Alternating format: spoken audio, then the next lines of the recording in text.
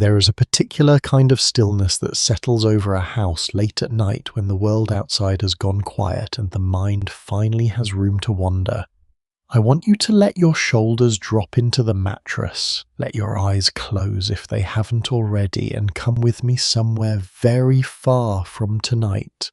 Not far in miles, far in time, because I want to tell you about something that sounds small until you really sit with it, a world in which almost no one anywhere, at any hour of their life, was ever truly alone. Here is what is at stake in the story we are about to walk through together. For nearly the whole of human history, there was no version of you that belonged only to you. Every cough in the night, every quiet argument, every private grief or private joy was heard through a wall a single stone thick or seen through a gap in a door that never fully closed or repeated the next morning by a neighbour who meant no harm at all and did none of it in secret. This is not a story about people having no secrets. It is a story about what it costs a human being to live an entire life with almost none, and about the long, uneven journey. It took our species to decide that a person might be entitled to a little darkness of their own. In the winter of 1320, in a small mountain village in the Pyrenees called Montaillou, a woman named Beatrice de Planisoles lay awake in a stone house whose walls were thin enough that her own breathing could be heard from the next room. She was a noble woman, and in that place at that time being noble meant a different kind of exposure rather than less of one. Her household included a servant girl who slept close enough to hear her turn over in bed. The floor above carried footsteps down through the boards like a second ongoing conversation she could never quite escape. When she wanted to speak quietly with someone she trusted, she found she had to listen first.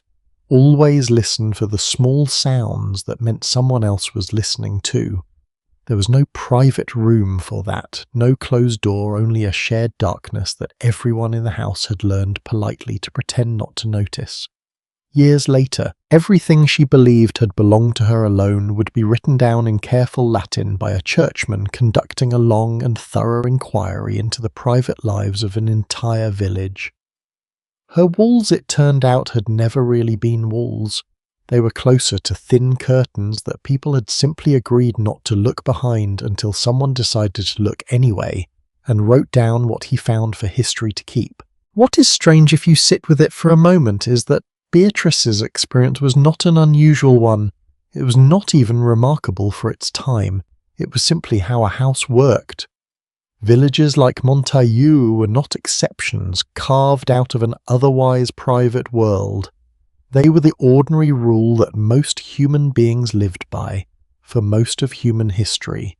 No room of one's own, no door that locked from the inside, not even the basic, quiet expectation that a private thought could remain private for very long once it left your own mind. There is something almost impossible to picture in that now, isn't there?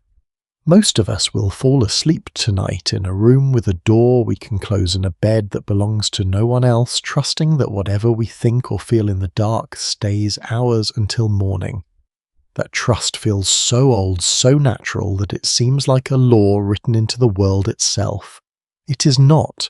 It is one of the newest habits our species has ever developed, younger, by far than farming, younger than writing, younger even than most of the buildings still standing in the oldest cities of Europe.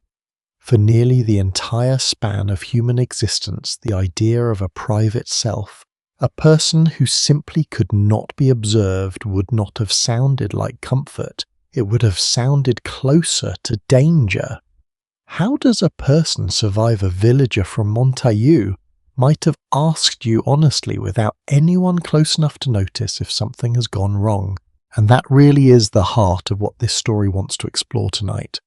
Not simply that privacy is a recent invention, though it certainly is, but that its absence for most of history was not always experienced as a loss at all. Being known by everyone around you was not automatically a violation. Often it was survival in its plainest form. A community that watched you closely was a community that would notice if you fell ill, if your grain ran out before spring, if the roof had caved in overnight, if a husband had raised his hand to his wife one time too many, and someone finally decided to say something. The same walls that let a neighbour hear you weeping in the dark were more often than not the walls that meant someone would eventually come. It is only later, once the world grew larger and stranger and more centralised, that the watching itself begins to change character. That is where this story is ultimately headed tonight. Through the crowded, single-roomed houses of the medieval world, where privacy as we understand it simply did not exist as a concept anyone needed a word for. Through royal courts and bedchambers where even the most powerful people alive were rarely alone, not in sickness, not in childbirth, sometimes not even in death. Through the slow, uneasy, centuries-long invention of the idea that a person might deserve a door of their own, and the quiet discomfort that idea caused when it first began to spread. And finally into a century when the old habit of neighbours watching neighbours was taken up by governments and reshaped into something colder, something organised, something that turned being seen from a form of care into one of the most frightening experiences a human being could live through. Before we go any further into all of that, I want to ask you something small. If this is the kind of history you come looking for, told slowly, carefully, without anything designed to jolt you awake, it helps more than you might think to leave a like on your way in tonight, and to subscribe if this is your first time settling in with a story like this one, so that more of them find their way to you.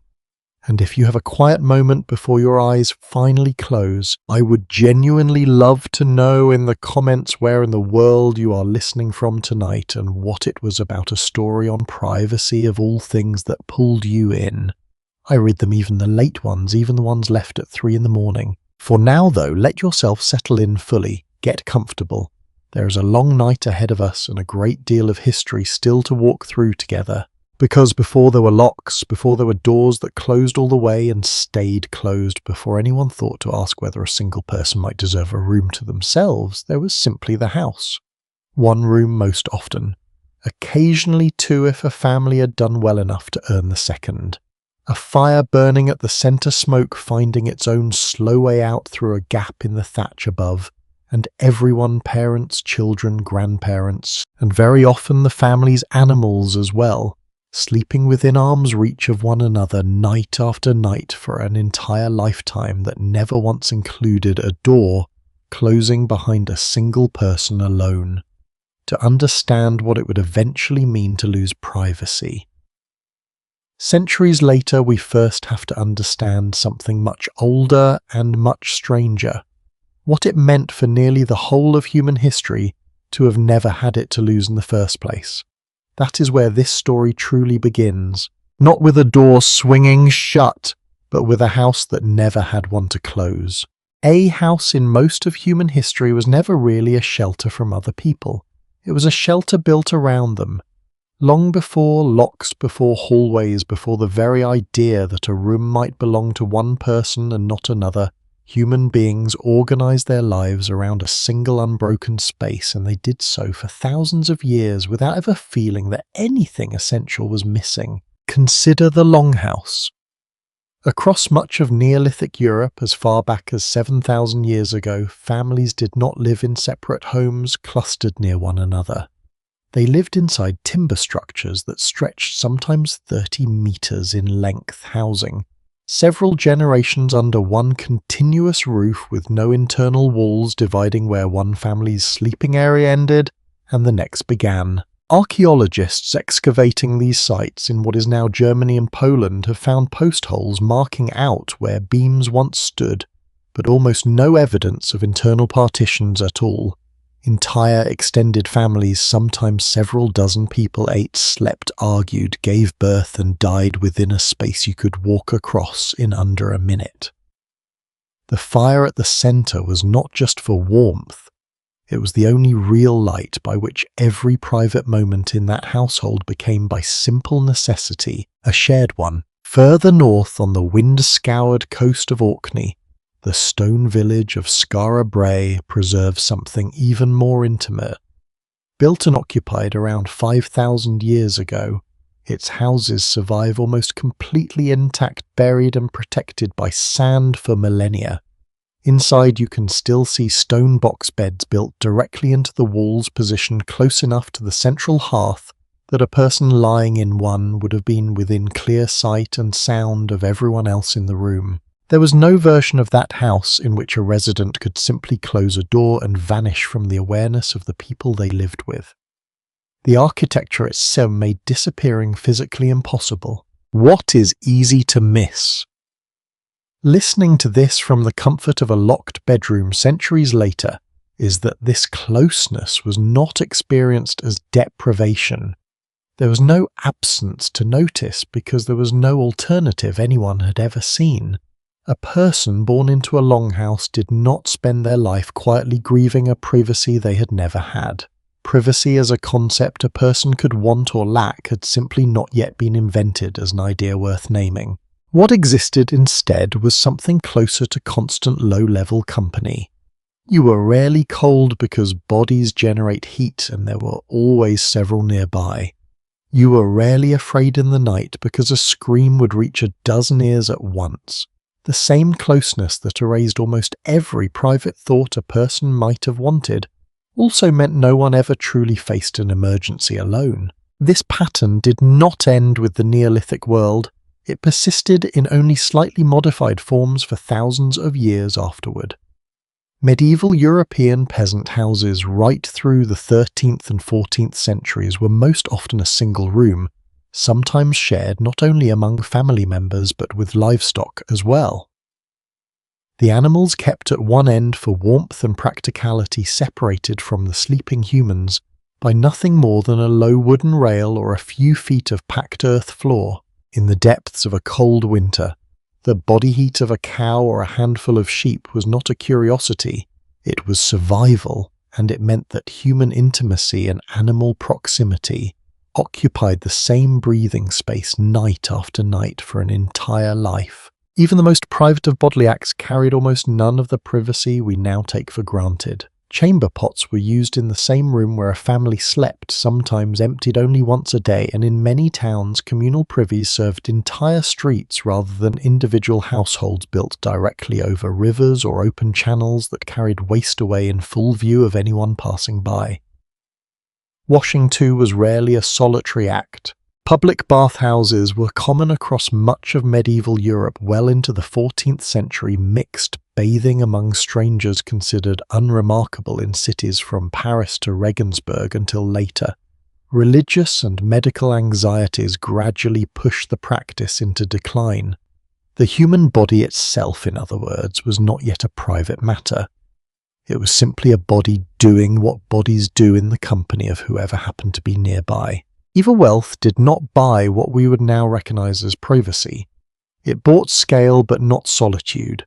A prosperous merchant's home in 15th century Florence or Bruges might have several rooms, but those rooms were rarely private in any sense we would understand today. Servants moved freely through nearly every space in the house, sleeping on pallets outside their employers' doors, or sometimes on the floor at the foot of the bed itself, present specifically so they could be summoned at any hour of the night. There is a particular kind of quiet dignity lost in that image, and a particular kind of intimacy gained that is difficult for a modern mind to hold at the same time. A servant sleeping across your doorway was not a violation of your privacy. It was in that world a form of care, a promise that no one in the household would ever be truly unattended, awake or asleep, well or unwell. Beds themselves tell part of this story in a way that surprises most people the first time they hear it. Sharing a bed with people who were not immediate family, not even close friends, was entirely ordinary well into the modern period. Travellers at inns across Europe routinely found themselves placed in a bed with a complete stranger. Sometimes 2 or 3 strangers, simply because the inn had run out of separate beds and no one considered this remarkable enough to complain about. Samuel Pepys, the English diarist whose journal survives from the 1660s, wrote, with mild irritation about sharing beds on his travels, not because the practice itself offended him, but because his particular bedmate on one occasion happened to be a poor sleeper. His complaint was never about the closeness itself, it was purely about the snoring. There is a second, quieter kind of surveillance running underneath all of this physical closeness, one that had little to do with walls or beds at all. In much of medieval Christian Europe, the church required regular confession, and confession meant speaking your private failures aloud to another human being in a village. Small enough that the priest hearing them likely already knew your family, your neighbours, and very possibly the person you were confessing about sin in this world, was never entirely a private transaction between a person and their conscience. It moved through a known, local channel, heard by a familiar voice in a community where very little stayed contained for long. The most interior parts of a person's life, their guilt, their temptation, their private shame were routed by design through someone else's ears. Marriage, too, was rarely the private arrangement it is often imagined to be today. In many parishes, the consummation of a new marriage was treated as a matter of public interest rather than private business, sometimes confirmed by neighbours gathered outside the newlyweds' window, a custom historians still find both startling and oddly tender when they encounter it in parish records. The reasoning was practical rather than intrusive by the standards of the time. A marriage had to be verified, an inheritance eventually depended on it, and a community that already shared almost everything else saw little reason this particular moment should be treated differently. Scholars still debate exactly when and why. Physical and social closeness of this kind began to feel like a burden to people rather than simply how things were. The evidence remains incomplete, scattered across household inventories, court records, and the occasional surviving letter rather than any single clear turning point historians can point to with confidence. What does seem consistent across the record is that the shift was neither sudden nor evenly spread. Wealthy households in certain cities began experimenting with separate sleeping chambers a full century or more before the idea reached ordinary rural families, and even then the change moved unevenly, adopted in one town and ignored entirely in the next, sometimes reversing itself for a generation before taking hold again. There is a deeper thread running underneath all of this one that is easy to miss if you only look at floor plans and bed-sharing customs. The lack of privacy in this world was not simply architectural, it was economic and social at its very foundation. Most people for most of history could not afford to be alone in the most literal sense of that phrase.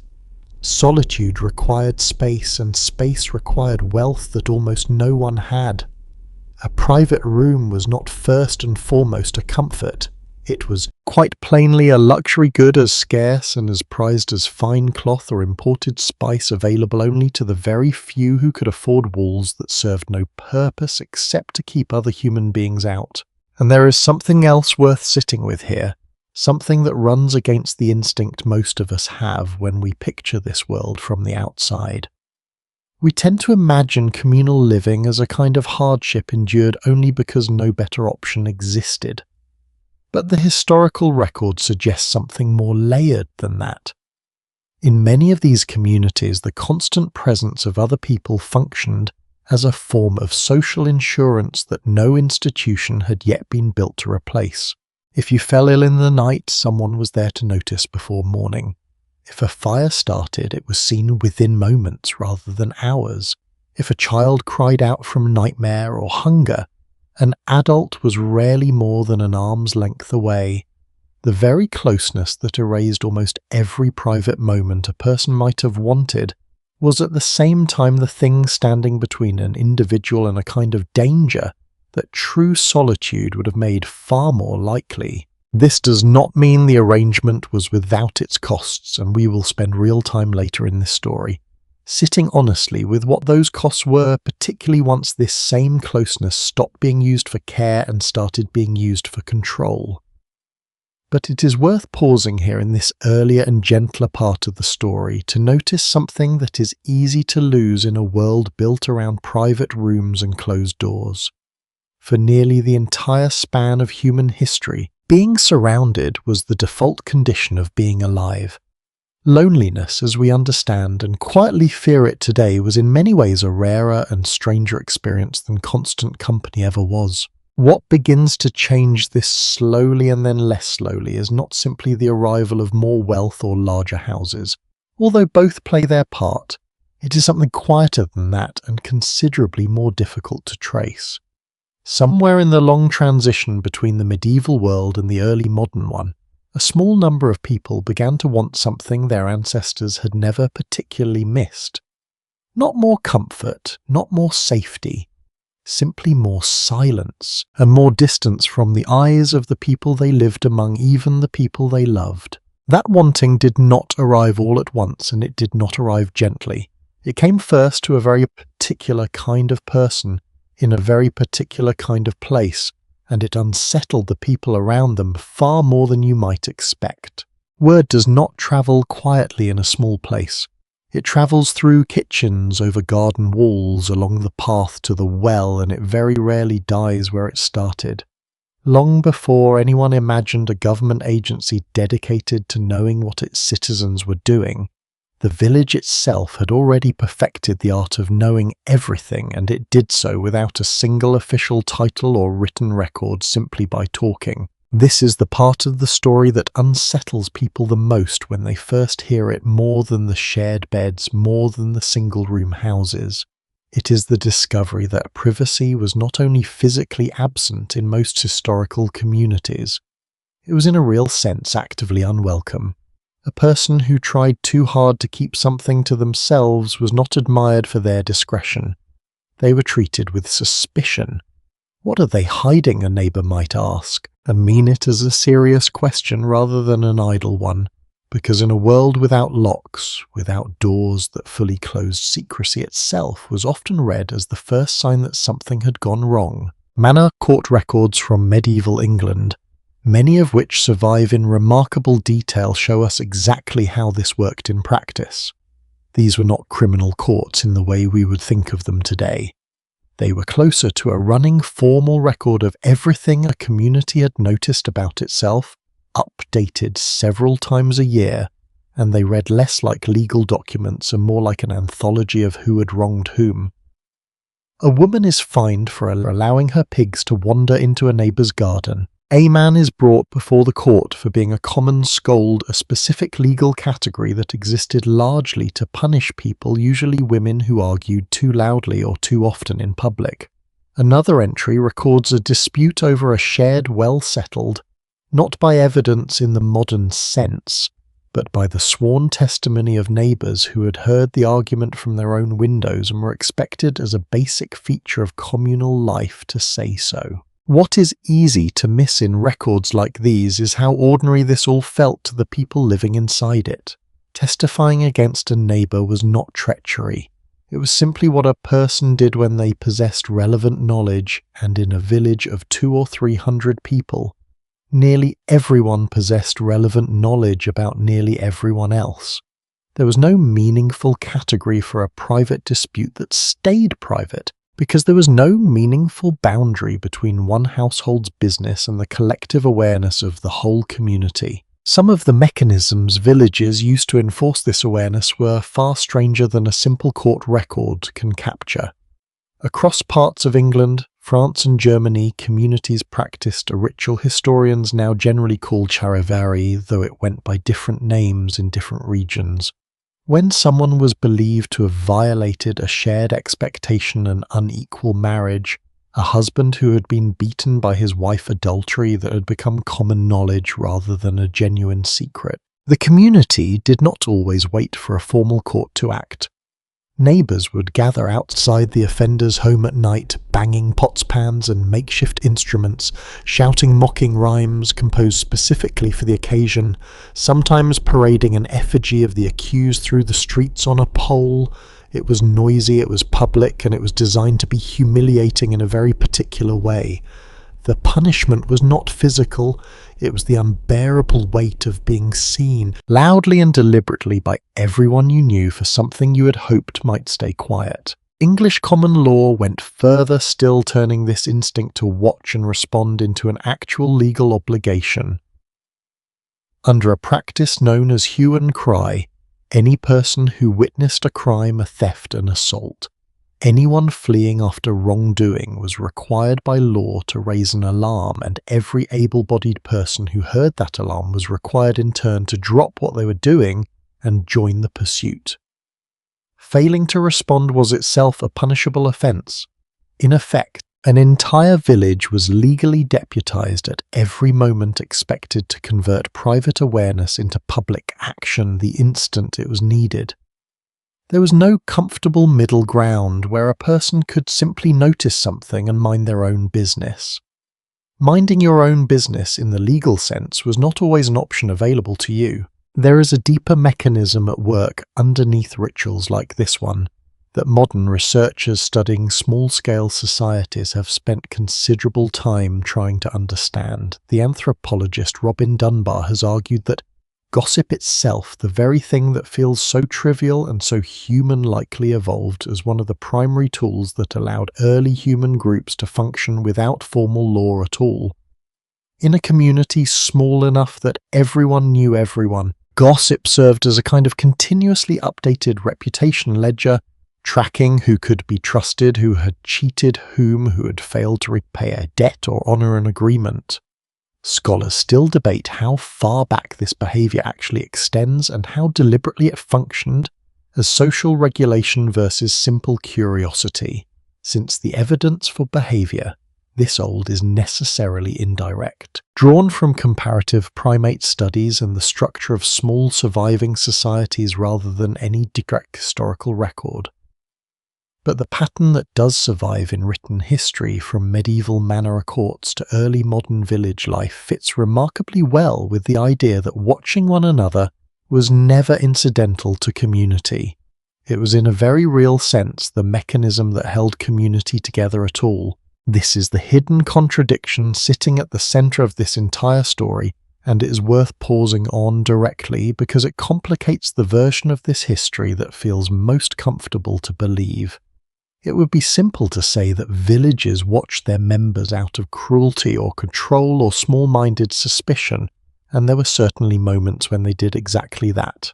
But the same watching that could shame a woman for arguing too loudly in public was also the watching that noticed when a widow's roof needed mending before winter, or when a family's children had gone unusually quiet with hunger, or when a man had not been seen at the well in 2 days and someone finally went to check on him. Surveillance and care in this world were not opposites. They were very often the same behaviour viewed from 2 different angles, depending on what the community had decided to do with the information it already had. Night watches offer one of the clearest examples of this dual nature. Many towns across medieval and early modern Europe organised rotating groups of ordinary residents, unpaid or barely paid, who walked the streets after dark specifically to notice what was happening. Officially, their purpose was to prevent fire theft and disorder. In practice, this meant they also noticed who was out late, who was visiting whose house, and who had been seen where they were not expected to be. A watchman was functionally both a protector and an informant, often without any clear sense that these were 2 separate roles rather than a single continuous duty. Childbirth reveals perhaps the most striking example of how thoroughly witnessed even the most intimate human moments once were. Across early modern Europe, a woman in labour was almost never alone, and this was not simply a matter of comfort or tradition. Midwives customarily worked alongside a group of female neighbours and relatives, sometimes numbering half a dozen or more, who gathered specifically to observe the birth and, crucially, to serve afterward as witnesses. If any question ever arose about the legitimacy of the child or the identity of the father. A birth without witnesses was in the eyes of many communities a birth that could not be fully trusted. The presence of watching eyes was not an intrusion on the mother's most private moment. It was the very thing that made the moment legally and socially real. There is something worth sitting with here about what this meant for the people living inside it, particularly for those who had reason to want a genuine secret. Historians studying court records have found repeated cases of people going to considerable lengths, meeting in fields rather than houses, timing conversations for moments when a suspicious neighbour was known to be elsewhere simply to have a private exchange that modern people would consider entirely unremarkable. The effort itself tells us something important. Privacy in this world was not the default condition a person had to actively give up. It was a scarce resource that had to be deliberately, sometimes elaborately constructed, and even then it frequently failed. And yet it would be a mistake to imagine that everyone in this world experienced constant observation as oppressive. For many people, being known this thoroughly by their community was simply the water they swam in, unremarkable in the way that air is unremarkable until it is taken away.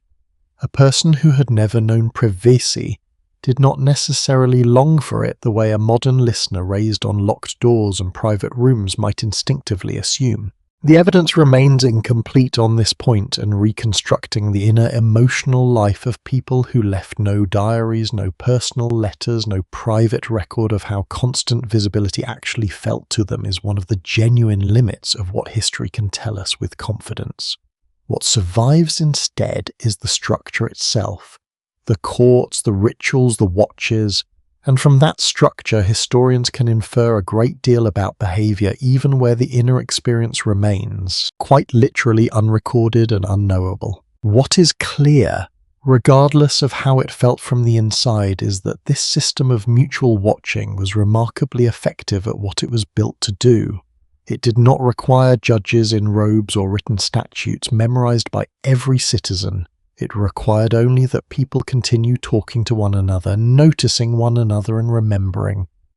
In villages without prisons, without formal police, without most of the institutions we now associate with maintaining order, gossip and communal observation functioned as a kind of ambient law enforced not by a distant authority but by the accumulated attention of everyone nearby.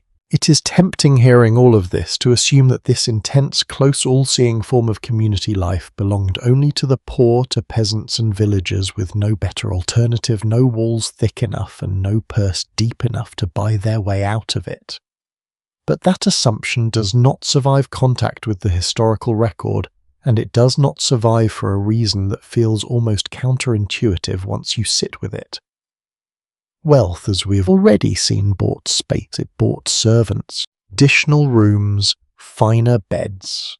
What it did not buy, at least not for the people who held the very highest positions in society, was any real escape from being watched. As this story moves upward now away from the packed houses and gossiping courts of ordinary villages and into the grandest palaces Europe ever built, something rather surprising comes into view.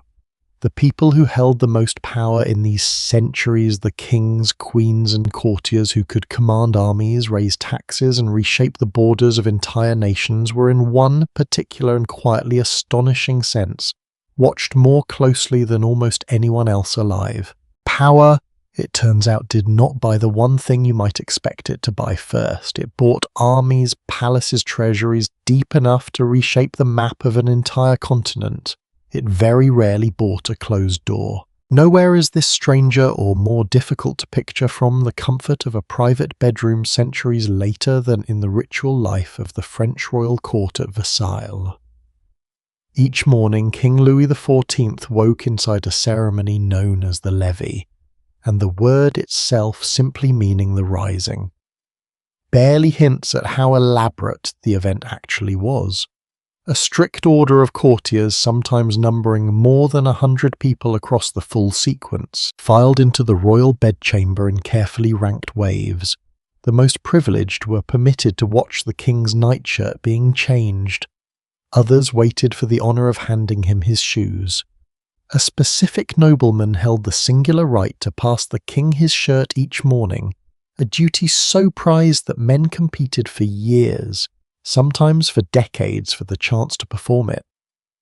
By the time Louis XIV had finished dressing, He had been dressed quite literally, in front of an audience larger than most modern theatre performances draw on an ordinary night. The evening carried its own mirror version of this same ritual known at court as the coucher, the going to bed. It was, if anything, even more fiercely contested than the morning ceremony had been. Courtiers competed for the privilege of holding the single candle that would light the king to his bed. A role so minor in any practical sense and so enormous in social terms that entire friendships and rivalries at court turned on who had been granted it that particular night. To be dismissed from the coucher, early asked politely to leave before the king had actually fallen asleep, could function as a quiet but unmistakable signal that a courtier's influence was fading noticed and discussed throughout the palace by the following morning. Sleep itself for the most powerful man in France was not a private retreat from court life. It was simply where court life ended. Its day one witnessed ritual closing after another had already opened. It would be easy to hear this and assume it was simple excess, the vanity of an absolute monarch who enjoyed being watched. But the deeper reason is more interesting than vanity and considerably colder. In the political thought of early modern Europe, a king was understood to possess what scholars studying the period call two bodies at once. There was the body natural, the actual physical person who could fall ill, grow old and eventually die exactly like anyone else. And there was the body politic, an idea of kingship itself that was believed never to die, passing instantly and without interruption from one monarch to the next. The elaborate witnessed rituals surrounding a king's most private moments, his waking, his dressing, eventually even his death, existed in large part to make the body politic visible through the body natural. The kingdom needed to see with its own eyes that the king was alive, competent and functioning, because the alternative, a monarch whose true condition was hidden from view, was considered a genuine threat to the stability of the entire realm. Privacy for a king was not simply a personal preference he chose to forego. It was treated as a form of political danger. Nowhere does this logic become more startling than in the matter of childbirth. Just as village midwives once gathered witnesses to confirm a birth in the world we explored earlier.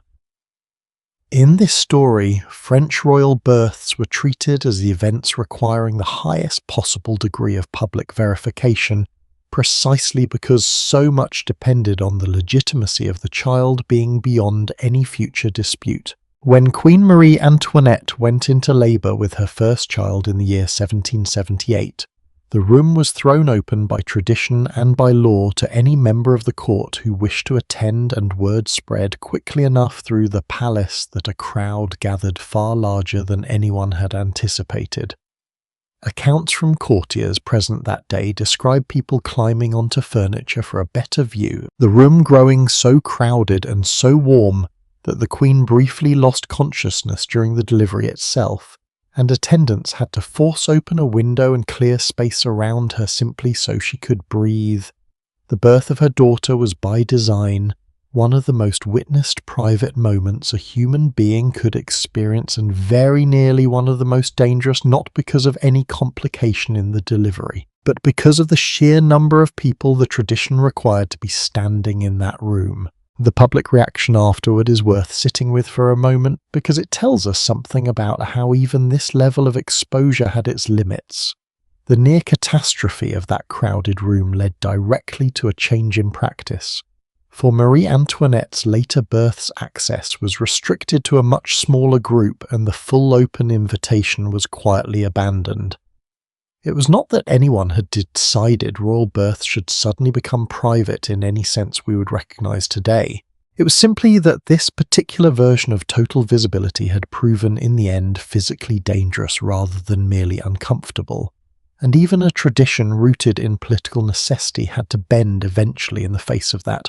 There is a stranger and in its own way gentler story running alongside all of this ceremonial visibility, one that involves a part of royal life that has nothing to do with birth, death, or dressing at all.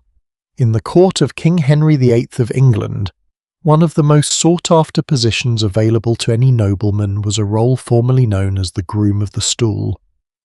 Its actual responsibility was to attend the king during his most basic and ordinary bodily functions, assisting with what we would now consider an entirely private matter. What surprises most people the first time they hear about this position is not that it existed, but how genuinely prestigious it was considered to be.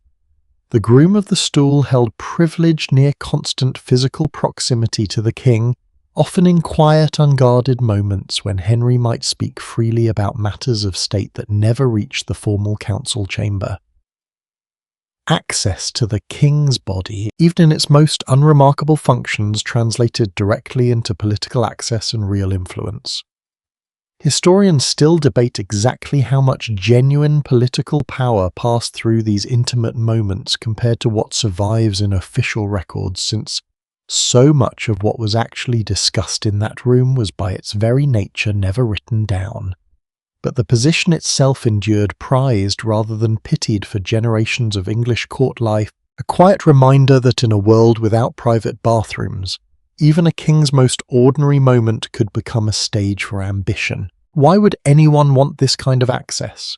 We might reasonably ask if it meant surrendering every last shred of physical dignity most of us take entirely for granted. The answer, uncomfortable as it may feel to modern ears, is that dignity and privacy were simply not linked in this world the way we now assume they must be. A king's body was not considered his own in any private sense. It belonged in the political imagination of the age to the kingdom itself, and anyone permitted close enough to witness its most unguarded moments was not degrading the king by being there.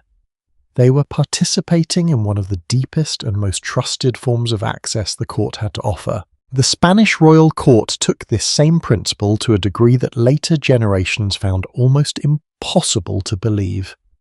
Under the rigid etiquette developed within the Habsburg court, physical contact with the monarch was governed by such precise and layered rules of rank that a story has circulated for generations, though historians remain divided on how literally to take it. That a Spanish queen once fell from her horse and lay injured on the ground for a dangerously long stretch of time, because no attendant present held the specific rank required to touch her body without formal permission. Whether that particular tale happened exactly as told or grew somewhat in the retelling, the underlying truth it points toward is not in dispute at all. Access to a royal body was never simply a matter of proximity. It was a carefully ranked privilege, and even in a genuine emergency, the rules governing who was permitted to see, touch, or assist a monarch did not simply dissolve. This same logic extended even to childhood in ways that might surprise a modern parent. An heir to the French throne was not raised quietly within a small family circle. From infancy, a prince or princess of royal blood lived inside a household of governesses, tutors, physicians, and attendants that could number in the dozens, all of them charged with observing the child's health, temperament, and development on behalf of a kingdom that had a direct political stake in exactly how that upbringing unfolded. A sickly infant heir was not simply a family's private worry. It was a matter discussed among ministers, reported in careful letters between courts, sometimes even factored into the diplomatic calculations of rival nations watching to see whether a dynasty's line might soon grow uncertain. A child born into this world learned very early, whether anyone explained it to them directly or not, that their body, their moods, and even their illnesses belonged in some meaningful sense to people far beyond their own household. Death completed this pattern in its own solemn way. When a monarch's final illness arrived, it rarely happened behind a closed door either. Physicians, clergy, senior courtiers, and often family members crowded into the room during a king or queen's last hours, not out of morbid curiosity, but because the moment of death, like the moment of birth, required unquestionable public confirmation. A throne could not be permitted to sit in ambiguous uncertainty even for a single night over whether its occupant still lived. The evidence remains genuinely limited on how much personal comfort, if any, dying monarchs found in this arrangement, since very few left behind honest private reflections on what it felt like to die in front of an audience rather than alone. What survives instead are the accounts of the witnesses themselves, careful and detailed precisely because their careful witnessing was the entire point of their presence in that room. It is worth pausing here before this story moves any further to notice something quietly remarkable about everything we have traced so far. From the single-room peasant house to the gossiping medieval village to the most gilded bedchamber at Versailles, the pattern holds with a strange consistency. The less privacy a person had, the more thoroughly they belonged in some fundamental sense to the people around them, whether that belonging took the form of a neighbour's watchful care or a courtier's ambitious proximity. Nowhere in this world, rich or poor, powerful or powerless, does the idea of a truly private self appear as something people expected or even particularly wanted as their natural condition. And yet somewhere within these very same crowded rooms filled with servants and courtiers and neighbours who noticed everything, a small and different kind of instinct was already beginning to stir. It would take centuries to fully take shape, and it would not arrive first among kings or peasants, but somewhere quieter in between. The first crack in this ancient wall of total visibility was smaller than you might expect, and it began, of all places, with a single closed door in an otherwise ordinary house. Houses for nearly the whole of their history were built the way a sentence is built, when every word must be read in order, with no way to skip ahead. Historians who study domestic architecture call this arrangement enfilade, a design in which rooms simply open directly into one another, one after another in a single unbroken sequence. To reach the innermost chamber of a house built this way, a person had no choice but to walk straight through every single room that came before it, and that meant walking through whatever was happening in each of those rooms along the way. There was no route around a conversation, no way to slip quietly past an argument or a sick bed or a private moment between husband and wife. The floor plan itself made avoidance physically impossible. This single architectural fact, easy to overlook, may be one of the clearest explanations for why privacy took so long to become something people even knew how to want. You cannot long for a private room if the very shape of every house you have ever lived in makes such a room structurally impossible to build. The change, when it finally came, arrived not through some grand philosophical shift, but through something almost embarrassingly practical, a simple architectural feature that most of us walk through every single day without a second thought. The corridor. It sounds far too ordinary to matter this much, and yet architectural historians studying English country houses have traced its gradual introduction, beginning in a meaningful way during the 1600s as one of the earliest physical expressions of a genuinely new idea. A corridor allowed a person to walk from one room to another without passing through any of the rooms in between. Servants could move through a house performing their duties without cutting through a family's private conversation. A family member could reach their own bedroom without first crossing through everyone else's. It seems almost too small a thing to carry real historical weight, and yet the shift it represents is enormous. For the very first time in the ordinary domestic life of Europe, a house could be designed around the assumption that different people, even within the same household, might reasonably want to move through their day without being seen by everyone else living there. Scholars still debate exactly how deliberately this change was understood at the time, whether builders and homeowners consciously framed it as a desire for privacy in the way we would use that word today, whether it emerged more quietly driven by simple convenience and a growing distaste among the wealthy for the constant presence of servants in every room. The written record from this period rarely explains motivations directly. What survives instead are floor plans, household accounts, and the buildings themselves, and from these historians can trace the pattern clearly enough even where the private reasoning behind it remains only partly recoverable. Coleshill House, built in the English county of Berkshire during the 1650s, is often cited by architectural historians as one of the earliest surviving examples of a home deliberately organised around this new principle, with a dedicated passage running the length of the building specifically so that servants could reach any room without crossing through the family's private chambers. What is easy to miss looking at a floor plan like this centuries later is how genuinely novel this arrangement felt to the people who first lived inside it. For the entire span of human history, up to this point, the presence of servants moving freely through every room of a house had simply been an accepted feature of domestic life, no different from the walls themselves. A corridor quietly reclassified that presence as something that could, and perhaps should, be managed and limited.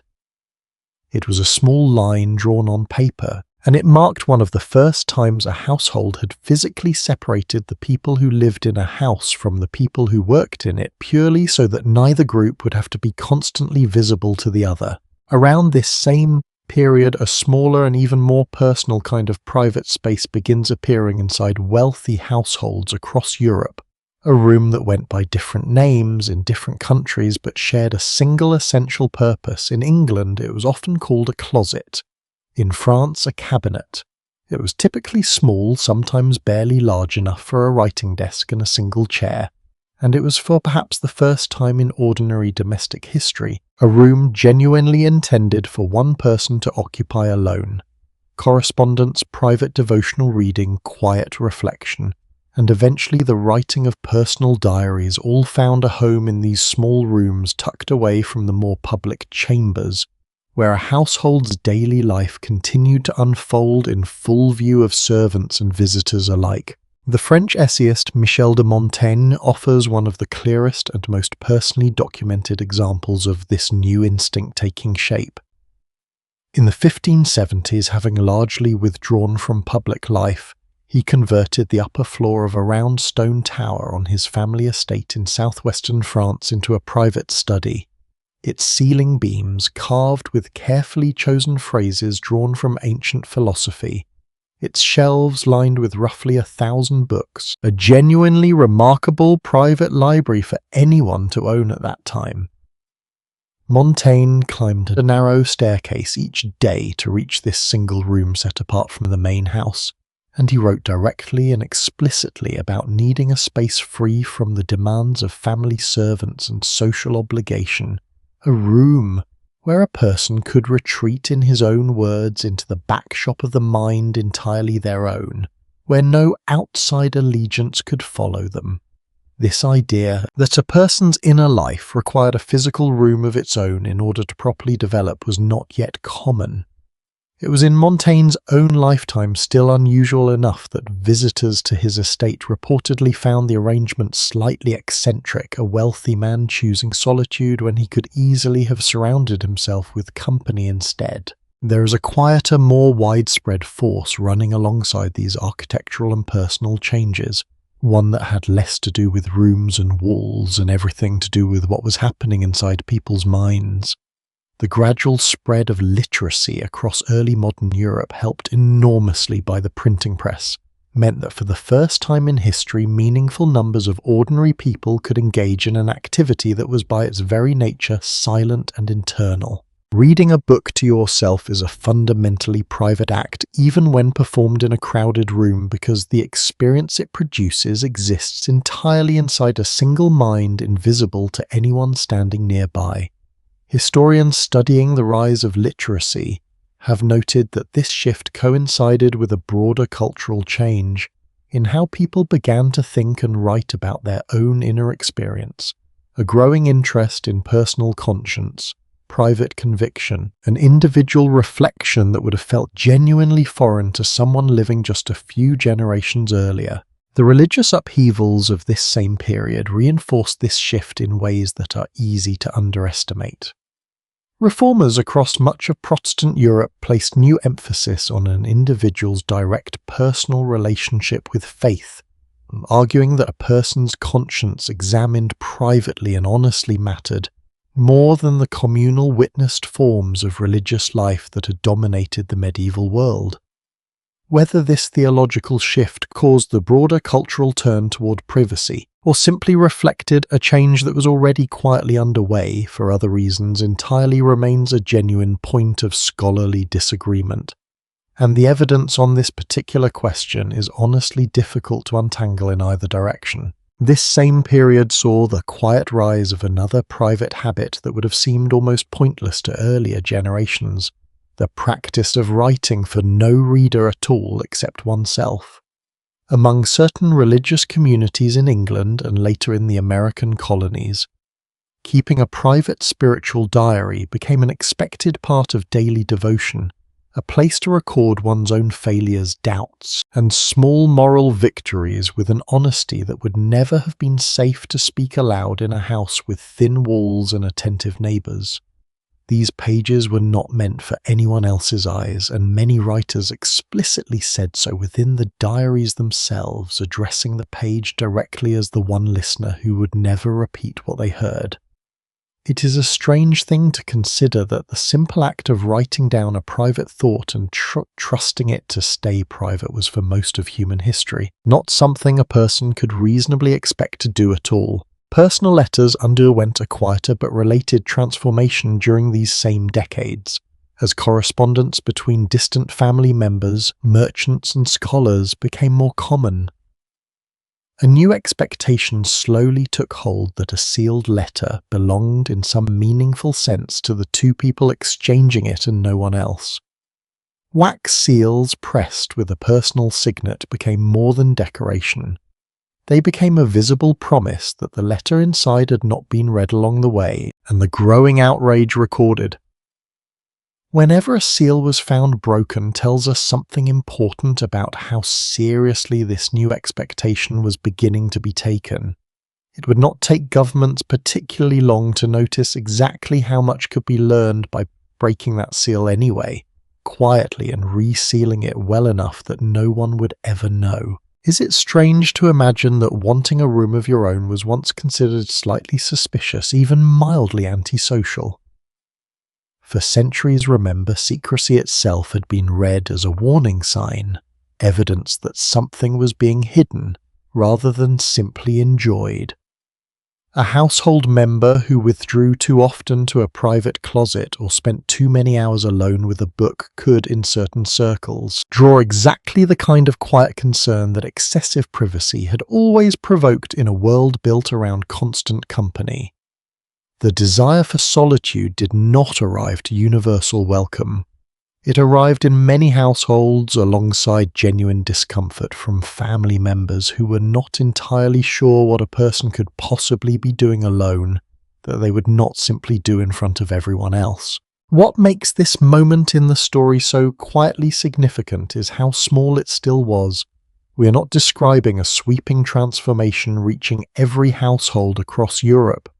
We are describing a narrow, uneven, often hesitant change confined largely to the wealthy, the literate, and the unusually reflective, spreading gradually and inconsistently over more than a century. Most people, even as these first private rooms began appearing in the grandest houses, continued to live exactly as their ancestors had in single shared spaces, where the very idea of a closed door leading to an empty room would have seemed like an almost incomprehensible luxury. And yet once this instinct existed at all, however narrowly, it could never entirely disappear again. A door built for privacy tends to stay standing even after the person who first wanted it has died. What began as an eccentric habit among a handful of writers, reformers, and wealthy households would eventually spread outward, slowly reshaping what ordinary people came to expect from their own homes. But before that broader spread could happen, something else entered the story, something considerably less gentle than a quiet room and a closed door. Just as a small number of individuals were beginning to discover the pleasure of being unseen, An entirely different kind of institution was beginning to discover the value of making sure that no one anywhere ever truly could be. It is worth pausing before we go any further to say plainly what this chapter of the story actually is. This is the part of the history that gives the story its full weight.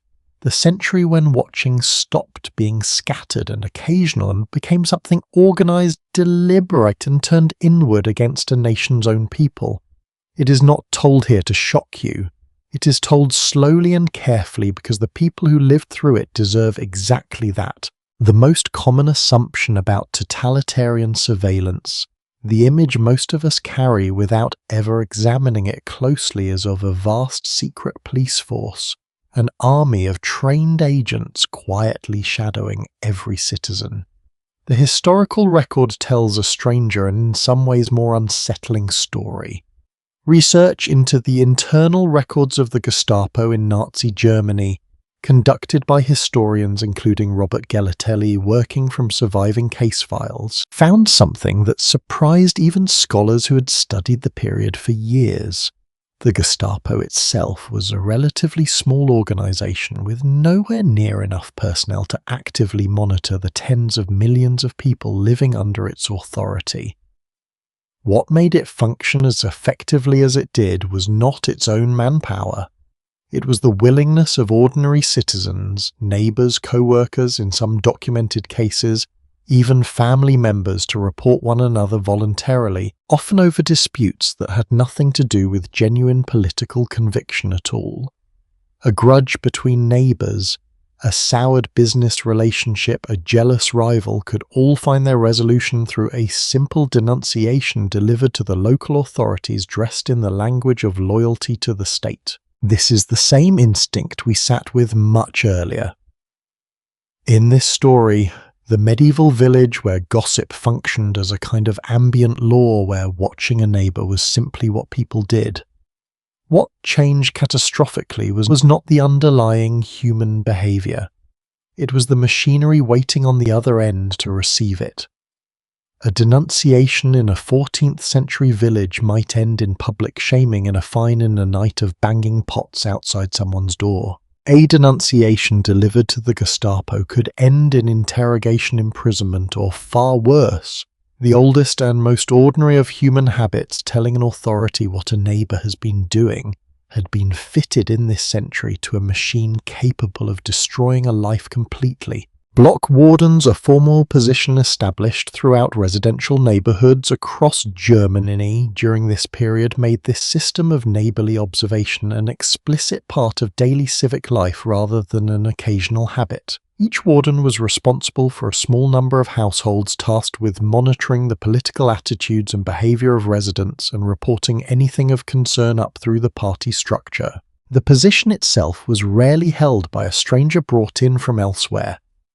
It was more often than historians once assumed filled by someone already familiar, a shopkeeper down the street, a retired postal worker, a person whose face a resident might have known for years before the arrangement of power around that face quietly changed. Living beside a block warden meant living with the quiet, constant awareness that an argument overheard through a shared wall, a comment made in apparent confidence, could travel upward through an official channel built specifically to receive it. The corridor and closed door that had taken centuries to arrive, that we spent real time with earlier in this story, offered no protection at all against a wall this thin in the way that mattered most. A related, and in its own way, even more intimate form of forced closeness developed across the Soviet Union during these same decades in the form of what were called communal apartments. Faced with severe housing shortages, Soviet authorities frequently assigned multiple unrelated families to share a single apartment, each family occupying one room while kitchens, bathrooms, and hallways remained shared common space among strangers who had not chosen to live together. This was not framed publicly as a surveillance measure. It was presented as a practical, even egalitarian solution to genuine scarcity. But the effect, whether fully intended or not, was to recreate something close to the total visibility of the pre-modern village. This time within the walls of a modern apartment building where a shared kitchen meant that what a family cooked, argued about, or whispered late at night could easily reach the ears of people who might, for reasons ranging from ideological conviction to simple personal advantage, choose to report it. There is a particular story from this period that has become over the decades since a genuinely contested piece of Soviet cultural memory, and it deserves to be told with the uncertainty that now surrounds it rather than a settled fact. Official Soviet propaganda in the 1930s celebrated a young boy named Pavlik Morozov as a martyred hero, claiming he had denounced his own father to the authorities for supposedly counter-revolutionary activity, and was later murdered in revenge by his own family. For decades, Pavlik was held up in schools across the Soviet Union as the ultimate example of loyalty to the state placed above loyalty to blood. Historians examining the case in the years since the collapse of the Soviet Union have found the actual documented evidence considerably thinner and murkier than the myth built on top of it, with some researchers questioning whether key elements of the story were substantially embellished or invented outright for propaganda purposes. What remains beyond dispute, regardless of how one particular story actually unfolded, is that an entire generation of Soviet children was raised on the explicit lesson that reporting a parent's private disloyalty was not a betrayal at all. It was the highest form of citizenship available to a child. Nowhere does this century's surveillance reach a more thoroughly documented and more quietly devastating scale than in East Germany under the Ministry for State Security known popularly as the Stasi. By the time the East German state collapsed in 1989, the Stasi had accumulated a paper record so vast that estimates of its total length, if laid end to end, run into many kilometers of files containing detailed reports on the private lives, conversations, relationship, and habits of an enormous portion of the East German population. The precise scale of the informant network remains a subject of genuine scholarly disagreement, with estimates of the ratio of informants to ordinary citizens varying considerably depending on how researchers define and count different categories of cooperation with the state. What is not disputed is the method the Stasi refined and relied upon, a strategy known internally as Zersetzung, a word that translates roughly as decomposition. Rather than arresting a suspected dissident outright, which might create a martyr or draw unwanted attention, Stasi officers were trained to quietly dismantle a person's life from the inside, spreading false rumors among their friends, sabotaging their career prospects, undermining their marriage, all engineered so subtly that the target often could not identify any single cause for the mounting collapse of everything around them. It would be a mistake, and a fairly serious one, to imagine every person who cooperated with a system like this as a committed believer eager to inform on their neighbours. The surviving records tell a more complicated and, in a quiet way, sadder story. Many people who ultimately signed on as informants did so under real pressure rather than conviction, faced with the threat of losing a job, a university place for their child, an exit visa a family had been waiting years to receive. Some cooperated only minimally, offering vague or deliberately unhelpful reports for years, while technically remaining on the books. Others found themselves drawn in gradually, a small favour here, a minor conversation there, until they had crossed a line they had never consciously intended to cross at all. This does not soften what the system did to the people who were watched, but it does complicate any simple story of villains and victims, and historians studying these files still debate how fairly, if at all, individual informants ought to be judged decades later for choices made under pressures that are difficult to fully reconstruct from the outside. The technical thoroughness of the Stasi's methods extended into details that still surprise people the first time they hear them decades after the fact. Officers were trained to collect and preserve what were called scent samples from individuals under suspicion, Small pieces of cloth pressed against a chair or rubbed against a person's clothing during questioning, then sealed in glass jars and archived, on the theory that a tracking dog could later identify that same scent if the person ever needed to be located or followed. Thousands of these jars were later discovered intact in Stasi storage facilities after the state's collapse. It is a strange, almost domestic kind of horror, the idea of a government maintaining an actual physical archive of its own citizens' bodies, and it captures better than almost any single statistic could just how far the instinct to know everything about a population had travelled from its origins in a gossiping medieval village. The human cost of this particular strategy is difficult to convey without either understating it or reaching for language that feels manipulative rather than true, and it deserves to be sat with honestly rather than rushed past. When Stasi files were open to the public after German reunification, thousands of ordinary citizens applied to read their own records for the first time, and what many of them found was not an abstract bureaucratic footnote. It was the discovery that a trusted friend, a colleague in some documented and genuinely heartbreaking cases, a spouse had been filing regular reports on their private life for years, sometimes decades, often for no reward beyond minor personal advantage or simple fear of what might happen if they refused to cooperate. Marriages that had seemed loving in retrospect were revealed to have been in part a form of long-term surveillance. Friendships people had cherished for a lifetime were found in black and white typewritten reports to have been something considerably more complicated all along. Is it possible to fully imagine what it costs a person to learn something like that about someone they loved? The historical record can tell us how the system operated, how thoroughly it was documented, how many pages a single citizen's file might eventually contain. It is honestly less equipped to tell us what happened afterward, quietly inside the people who opened those files and found their closest relationships rewritten in front of them.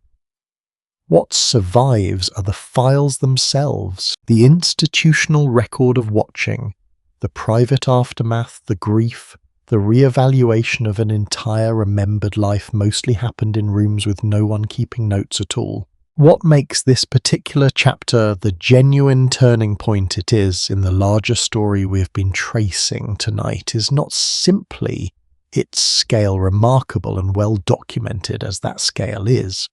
It is what it reveals about how far the oldest human habits, watching your neighbour, wanting to know what is happening in the house next door, telling an authority what you have seen can travel when placed in the hands of a state with the will and the resources to weaponize them fully. The village that watched everything, the one we sat with earlier in gentler company, was never entirely gone.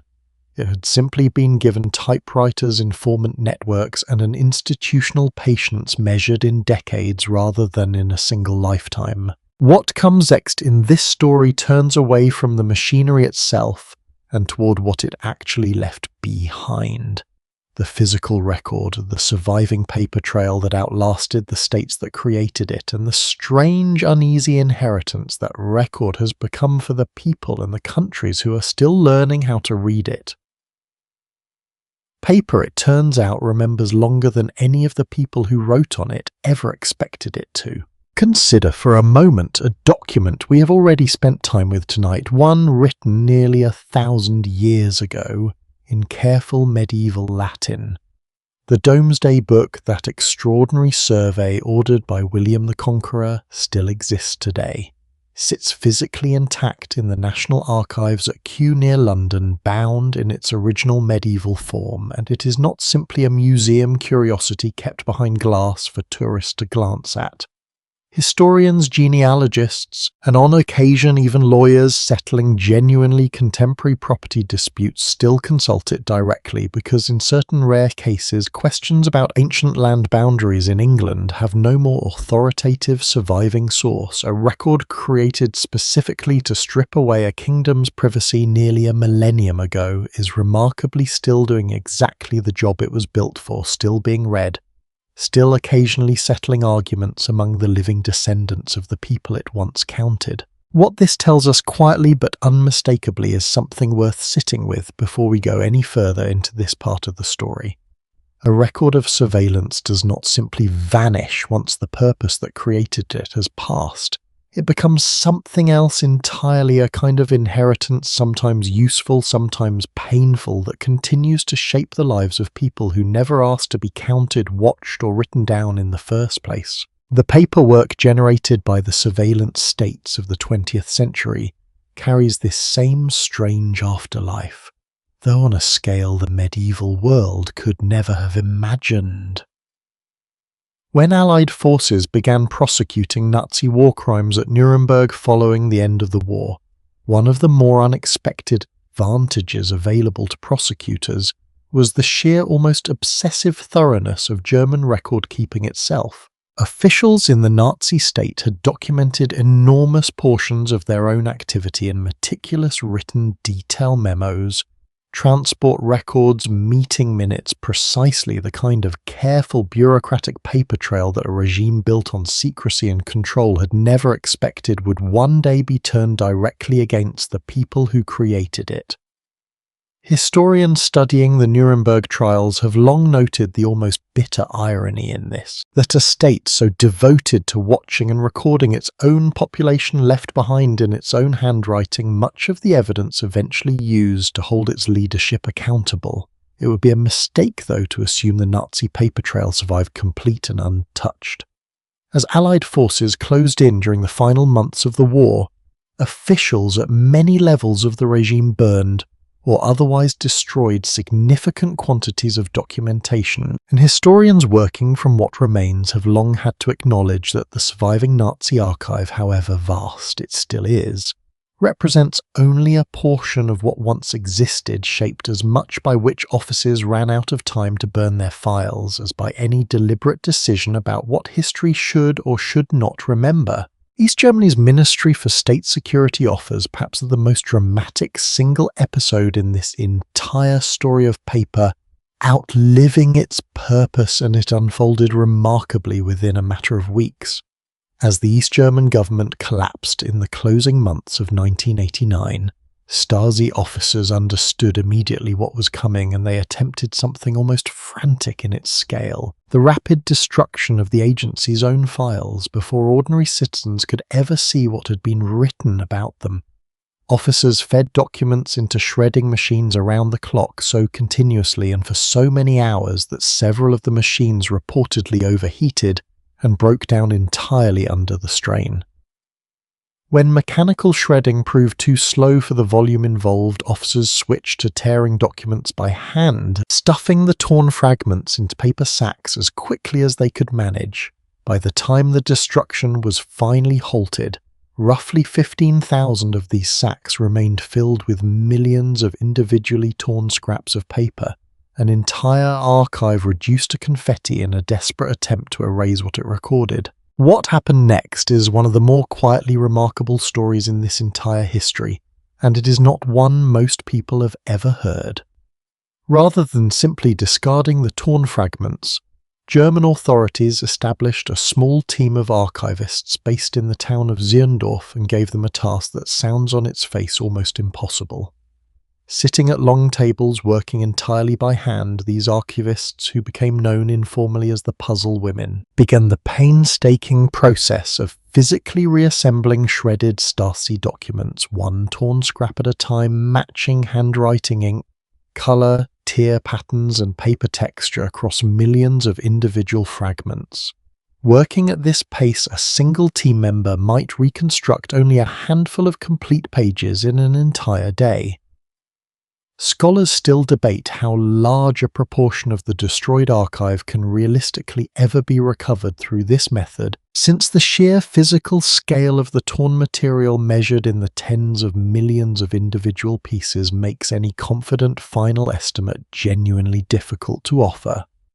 The work, which began in earnest in the mid-1990s, continued for decades using this same painstaking hand method, and for a long stretch of years, thousands of the original sacks sat entirely untouched in storage waiting, simply because there were not enough hands available to begin. Decades later, researchers at the Fraunhofer Institute in Germany developed a very different approach to the same problem, a computer system designed to scan torn fragments and use pattern recognition software to propose likely matches far faster than human hands ever could.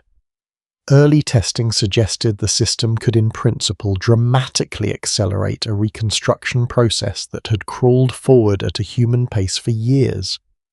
Even with this technological assistance, however, the underlying challenge remains genuinely difficult, and large portions of what was destroyed in those final frantic weeks of 1989 will very likely never be fully recovered at all.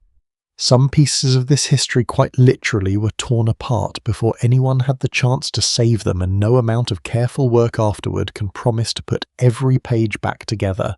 Among the millions of surviving pages, it is often the smallest, most unremarkable documents that leave the deepest impression on researchers who spend years working through them. A single handwritten denunciation letter filed by an anonymous neighbour over some minor domestic complaint reads on the page, almost exactly like the kind of petty grievance a village court might have recorded centuries earlier. In this very story, a dispute over noise, over a comment overheard, over simple jealousy dressed up as concern for the state. What makes these particular pages different and considerably heavier to hold is knowing what such an ordinary sentence could set into motion once it reached the right desk. The banality of these documents, their sheer domestic ordinariness, is in some ways more unsettling than any dramatic interrogation transcript could ever be. Most of what these archives preserve is not high drama. It is the accumulated weight of thousands of small human unkindnesses, each one recorded with the same careful bureaucratic precision as everything else. What survived intact rather than what was destroyed forms the basis of an institution that continues operating in Germany today. Citizens who lived under East German rule retain the right to formally request access to their own personal file if one exists, and to read in the state's own words exactly what was recorded about their private lives, their friendships, their marriages over years or sometimes decades of observation. This right did not exist automatically or immediately after reunification. It was fought for quite deliberately by former dissidents and ordinary citizens who insisted that the record of what had been done to them, however painful to read, belonged to them and not simply to history in the abstract. Requests continue to be filed even now, more than 3 decades after the files were first opened, from people who have only recently found the courage, or perhaps only recently felt the need, to finally read their own story as someone else once quietly wrote it. There is something worth pausing on here, a hidden tension sitting just beneath the surface of this entire chapter. The very existence of these surviving records, the ones that were not shredded in time, means that historians today can reconstruct the mechanics of totalitarian surveillance with a level of precision that would have been genuinely impossible for almost any earlier period in this story. We know with real documentary certainty roughly how many informants operated in certain districts, roughly how specific denunciations travelled through the bureaucracy, roughly how long a single investigation typically took from initial suspicion to final action. And yet this same precision creates its own quiet complication. A surveillance state, in leaving behind such a thorough written record of its own crimes, has also left behind an extraordinarily detailed account of exactly how those crimes were carried out, an account now studied, catalogued, and in a strange sense preserved by the very historians working to ensure nothing like it happens again. The Soviet Union's own surveillance archive followed a very different and in some ways more frustrating path than East Germany's. In the brief uncertain years immediately following the collapse of the Soviet Union in the early 1990s, portions of the former Committee for State Security Archive, better known as the KGB, were open to researchers and journalists for the first time, offering an unprecedented, if narrow, window into decades of surveillance across the Soviet republics. That window did not stay open for long.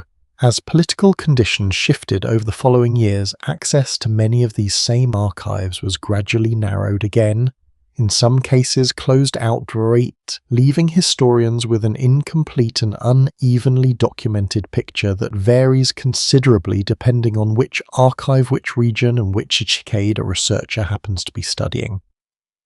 Unlike the German case, where a formal legal right of access was eventually written into law and has remained largely stable since the Soviet and post-Soviet record has continued to be shaped as much by ongoing politics as by any settled historical consensus about what the public is entitled to see. Is there something uncomfortable in that, the fact that understanding this history so clearly depends on records the perpetrators themselves once kept so carefully? It is a genuine tension, and one worth sitting with honestly rather than resolving too quickly or too neatly. The same bureaucratic instinct that made these regimes so invasive in the first place, the compulsion to write everything down, to file it, to keep it, is precisely what now allows their victims, their descendants, and historians working generations later to finally see in careful and undeniable detail exactly what was done and to whom. What remains ahead in this story is the far messier question that all of this surviving evidence eventually forces into the open. A record can tell us what happened, who reported whom, what was written, and when. It is considerably less equipped to settle the harder question of how a society should understand what its own ordinary citizens did to one another. And on that question, even among historians working from the very same surviving pages, there is far less agreement than you might expect. Sit two respected historians down with the very same surviving archive and you will not always get the same story back. This is one of the quieter surprises waiting inside this particular chapter of the past, the discovery that even when the paper trail survives largely intact, even when the documents themselves are not seriously in dispute, serious scholars can look at that same evidence and walk away with genuinely different conclusions about what it actually means. The disagreement centers on a question that sounds simple and turns out to be almost anything but. How willingly did ordinary people participate in these surveillance systems, and how much of what looks on paper like enthusiastic cooperation was in fact something closer to quiet, frightened compliance? Historians studying Nazi Germany have argued this question for decades without reaching anything like full agreement. Robert Geltley's research, which we sat with earlier in this story, emphasized the surprisingly voluntary character of many denunciations. Ordinary Germans reporting neighbors and co-workers, not because they were forced to, but because the system made it easy and socially acceptable to do so. Other historians working from a different kind of evidence have painted a noticeably different picture. The historian Eric Johnson, drawing heavily on recorded interviews with elderly Germans who had actually lived through the period, found that a substantial number of ordinary non-targeted citizens recalled surprisingly little direct fear of the Gestapo in their own daily lives, describing a regime whose most intense and brutal attention fell overwhelmingly on specific targeted groups while the broader population moved through relatively ordinary days, largely undisturbed by the machinery closing in around others. What is easy to miss, hearing these two accounts described side by side, is that they are not actually contradicting each other quite as directly as they might first appear to. Geltley worked primarily from surviving case files, the written record of denunciations that were made and acted upon. Johnson worked primarily from oral history, the remembered testimony of people describing their own lived experience decades later. These are simply different kinds of evidence, capturing different aspects of the same underlying reality. A written case file can tell you a denunciation happened. It cannot easily tell you how afraid the person making it actually felt, nor how ordinary or unremarkable that same act may have felt to millions of people who never generated a file at all because their compliance never needed to be tested. The evidence remains genuinely incomplete on exactly how these two pictures should be reconciled, And historians continue to debate not simply what happened, but which kind of surviving evidence deserves more weight in reconstructing what daily life actually felt like for the people living through it. This same tension resurfaces in an even sharper form around the question of exactly how many people cooperated with the Stasi in East Germany. Official figures released after German reunification put the number of unofficial informants at somewhere in the range of 190,000 individuals across the entire history of the agency, a number that already sounds startling for a country with a population in the low millions. Some researchers, however, have argued that this figure dramatically understates the true scope of cooperation since it counts only formally recruited and registered informants, leaving out the far larger and much harder to measure category of casual contacts, people who spoke informally with Stasi officers on a semi-regular basis without ever signing a formal agreement or receiving a code name. Depending on how broadly or narrowly a researcher chooses to define cooperation, published estimates of how many East Germans had some meaningful connection to the surveillance apparatus have varied by a considerable margin, and this is not a minor academic quibble. It shapes in a very real way how an entire society eventually comes to understand how deeply its own private life was actually compromised and by how many of the people around them. This same disagreement over how to characterize ordinary complicity reaches back to one of the most influential and most contested ideas ever proposed about this entire era. The philosopher Hannah Arendt, covering the trial of a senior Nazi official named Adolf Eichmann in the early 1960s, introduced the notion that Eichmann's crimes stemmed less from monstrous personal hatred than from a kind of bureaucratic thoughtlessness, an ordinary man simply following orders and processing paperwork without ever fully confronting the human weight of what that paperwork represented. The phrase she coined for this, the banality of evil, became one of the most widely repeated ideas in 20th century historical writing. It has also become one of the most seriously challenged. Decades later, the historian Bettina Stangneth, working from newly available recordings of Eichmann, speaking candidly among fellow former Nazis in Argentina, argued that the man captured in those private conversations sounds considerably less banal and considerably more ideologically committed than the careful deflecting figure who testified at his own trial.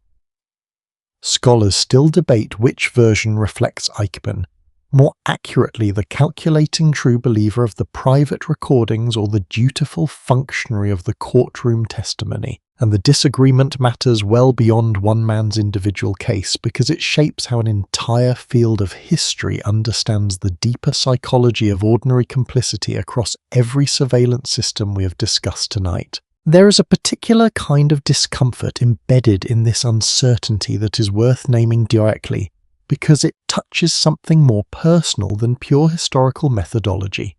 If the true number of informants sits closer to the narrower official estimate, then a person opening their own Stasi file today is likely confronting the betrayal of one specific individual, painful but at least contained.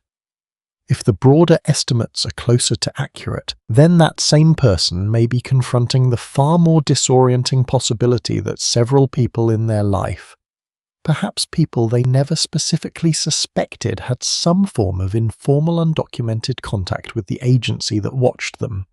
Historians disagree in part because the underlying reality genuinely is difficult to pin down with confidence, but the disagreement itself has real consequences for how survivors of this system are able to make peace with what happened to them. The question of how harshly former informants deserve to be judged decades later divides not just historians, but the very society that lived through this history in the first place.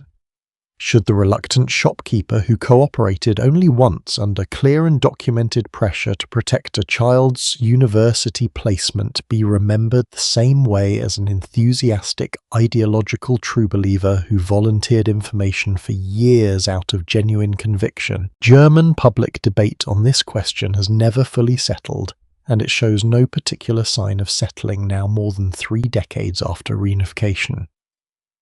Some former dissidents have argued forcefully for a broad and largely unforgiving moral reckoning, insisting that distinguishing too finely between degrees of cooperation risks minimizing real harm done to real victims. Others, including some of those same victims, have argued for a more contextual understanding, one that tries to account for the genuine impossibility for many ordinary people of predicting in advance how a small compromise might eventually be used against someone they cared about. Is it fair to judge a choice made under pressure decades ago by the standards of a person sitting comfortably in the present who never had to make that particular choice at all? It is a genuinely difficult question, and this story does not pretend to have a tidy answer for it because none of the historians who have spent entire careers studying this material have managed to produce one either. Researchers combing through the surviving Stasi files have also disagreed over what patterns, if any, can be reliably drawn from who tended to cooperate and who tended to resist. Some early studies suggested that men were somewhat more likely than women to serve as formally registered informants, while other researchers examining the broader and less formal category of casual contacts have argued that this apparent gap narrows considerably or disappears once informal cooperation is properly counted. Occupation education level, and even generation, have all been proposed at various points as meaningful predictors of who was more likely to inform, and each proposed pattern has in turn been challenged by later researchers working from a slightly different slice of the same enormous archive. The honest position most careful historians now seem to agree is that no single demographic explanation captures the full picture, and that individual circumstance, the specific pressure a specific person happened to face at a specific moment, mattered more than any broad category a historian might wish to sort them into afterward. A broader, quieter debate runs underneath all of these specific disagreements, one that reaches back further than the 20th century entirely. Some historians studying the long arc of surveillance across European history have argued that totalitarian regimes like these represent a genuine historical aberration, a uniquely modern catastrophe made possible only by 20th century technology and ideology working together in an unusually dangerous combination. Others have argued, with equal seriousness, that these regimes were less an aberration than an extreme, fully realized version of tendencies that had been quietly present in ordinary bureaucratic life for centuries. The same census-taking instinct behind the Domesday Book, the same parish record-keeping instinct behind Thomas Cromwell's church registers the same watchful instinct behind a medieval village's gossip, simply carried further than any earlier government had possessed the tools to carry it. Both readings are supported by real evidence. Neither has managed to fully persuade the other camp, and the disagreement itself tells us something honest about how difficult it remains to say with real confidence exactly where ordinary governance ends and something considerably darker begins. This same pattern of scholarly disagreement extends well beyond Germany's borders into the surveillance archives of other former Eastern Bloc states that underwent their own reckonings after the Cold War ended. Romania's secret police, known as the Securitate, and Czechoslovakia's State Security Service left behind archives of comparable scale and complexity, and historians studying those records have encountered strikingly similar disputes over informant numbers, over how to weigh archival evidence against personal testimony, and over how fairly to judge individual choices made under very real duress. What emerges looking across all of these national cases together is not a single settled model of how ordinary people behave under surveillance, but a recurring unresolved question that each society has had to wrestle with largely on its own terms, using its own surviving evidence and arriving more often than not at its own uneasy and incomplete answer. What this story turns to next moves away from the argument over how to categorize what happened and towards something that archives and the historians agree on far more consistently than any of the questions we have just sat with: the lasting, measurable human cost carried forward by the people who lived through all of it long after the files were finally opened and the arguing among scholars had properly begun. Collapse, when it finally came for these systems, did not simply switch itself off and leave everyone free to walk forward unmarked. It left behind something considerably harder to measure than a body count or a page. A scattered, uneven, deeply personal aftermath that continued unfolding in individual lives for decades after the institutions themselves had ceased to exist. Some of that aftermath played out publicly in courtrooms and formal hearings. Far more of it played out quietly, at kitchen tables in the space of a single conversation a family had put off having for years in the private unwitnessed moment a person first opened an envelope containing their own file. For the people who had been watched, the ending of a surveillance system rarely arrived as pure relief. It arrived more often as the beginning of a different and in some ways more disorienting reckoning. Consider what it actually meant in practical terms for someone in East Germany in the early 1990s to request their own Stasi file for the first time. A person might spend weeks working up the resolve to ask only to receive in return several hundred pages describing conversations they barely remembered having, opinions they had once shared, in what felt like complete privacy, and in a meaningful number of documented cases, confirmation that someone close to them, a colleague, a close friend, occasionally a spouse, had been the one supplying that information all along. Psychologists and social researchers working with former citizens of surveillance states in the years following these collapses have described a recognizable and recurring pattern among people processing this kind of discovery: a persistent difficulty trusting new relationships, a tendency to quietly re-examine old ones, and in many cases a grief that resembled mourning far more than it resembled simple anger. Mourning for a version of a friendship or a marriage that the person now understood had never fully existed in the way they once believed. The evidence on exactly how widespread and how lasting these psychological effects turned out to be remains genuinely incomplete, and researchers studying this population have been honest about the limits of what can be measured systematically. Trauma of this particular kind, rooted in betrayal by someone trusted rather than in a single identifiable violent event, does not always show up cleanly in the kinds of structured studies researchers typically rely on. What survives instead, alongside the more formal research, is a considerable body of personal testimony collected through support organizations that formed specifically to help former citizens process what they were discovering in their own files groups that emerged organically in the years after reunification, precisely because no existing institution had been built to handle a wound quite like this one. The reckoning cut in the opposite direction as well, and this part of the aftermath is often given less attention than it probably deserves. Across several former Eastern Bloc countries, new governments introduced what came to be known as lustration processes, formal vetting procedures designed to identify individuals who had held positions within the old security apparatus, or who had cooperated closely enough with it, and to bar them from continuing to serve in positions of public trust, teaching the judiciary, elected office, and similar roles. These processes varied considerably from country to country in how broadly or narrowly they were applied, and they remain even now a genuinely contested chapter of post-communist history. Some observers have argued that lustration was a necessary and overdue act of accountability, essential to rebuilding public trust in institutions that had been thoroughly compromised. Others have argued that certain versions of these processes swept up people whose actual cooperation had been minimal or coerced, punishing them alongside genuinely committed collaborators without always drawing a careful enough distinction between the two.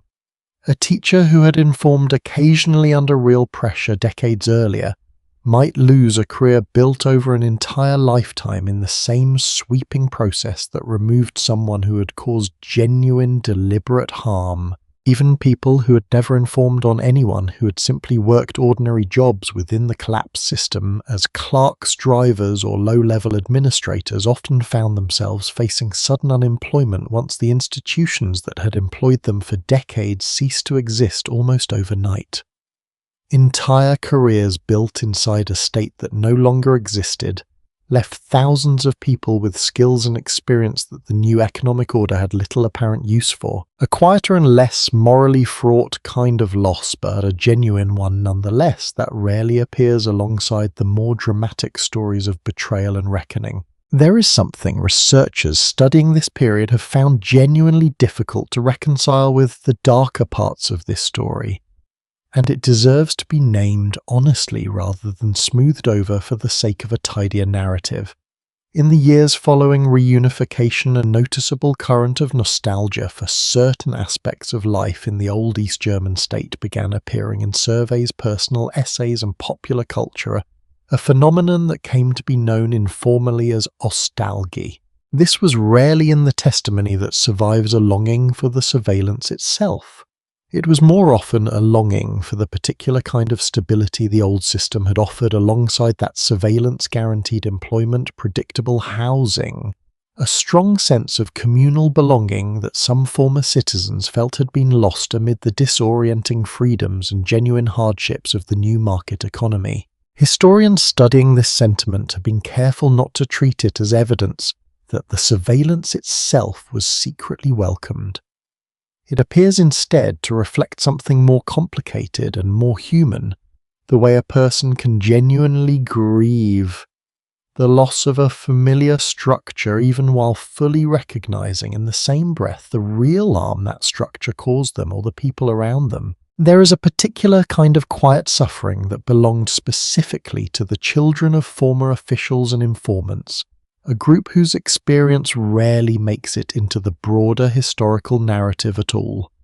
Sons and daughters who had grown up believing reasonably enough that their parent held an ordinary job sometimes discovered only as adults exactly what that job had actually involved, and found themselves carrying a form of inherited discomfort that had nothing to do with any choice they themselves had made.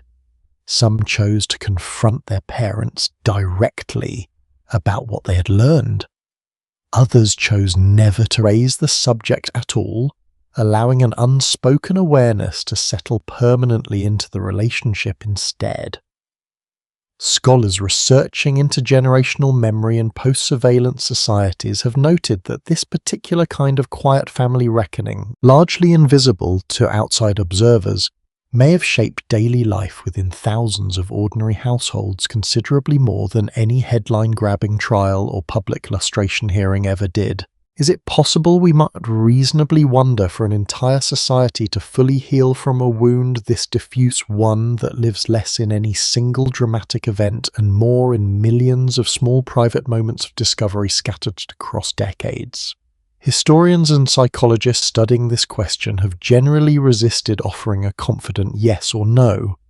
What they have documented instead with more consistency is a slow, uneven process, different in nearly every individual case, in which some relationships were rebuilt on more honest footing, others were permanently severed, and a great many settled into something in between, neither fully forgiven nor fully broken, simply carried forward quietly into whatever came next.